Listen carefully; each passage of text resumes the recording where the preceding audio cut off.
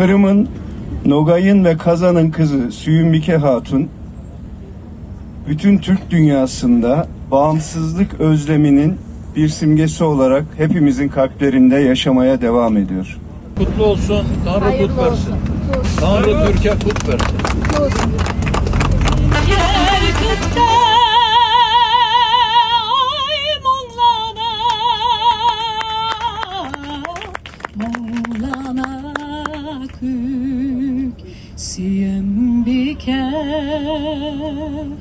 Ay munglana zenger kükte, Kazan haman sinekte, yazmışım huca bulup, kayçı zinhar Süyünbike, Süyünbike.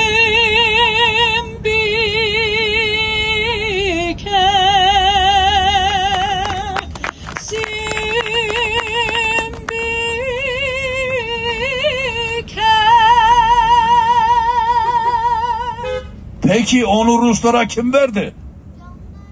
Bunu unutmayın. İki türlü Türk vardır dünyada. Bir, birliği, bağımsızlığı savuranlar, bir de buna karşı çıkanlar. İki türlü.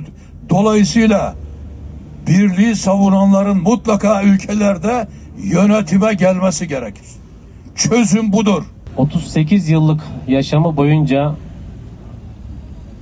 Altın Ordu'dan ayrılan Türk devletlerinin birleşmesi için Müslüman Türklerin bir ve beraber olabilmeleri için mücadele etmiş bir Türk kadını. Türkiye'de eskiden Doğu sınırımızdan ötede kim varsa hepsine Tatar denirdi.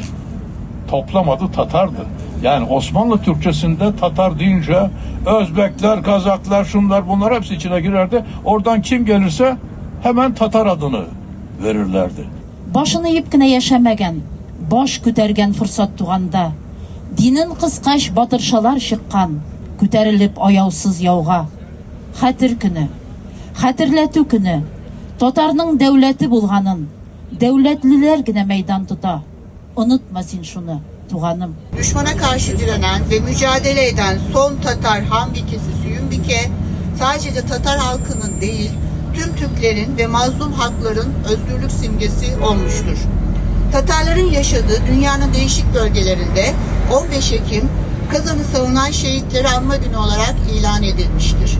Противоправность наших действий будет в чем заключаться? Проведение публичного мероприятия с одной целью, не туризм. Я не вижу здесь туризм. Вы вот эту фикцию, которую сейчас возможно фикцию показать. Почему-то билета 2, а вас здесь 8.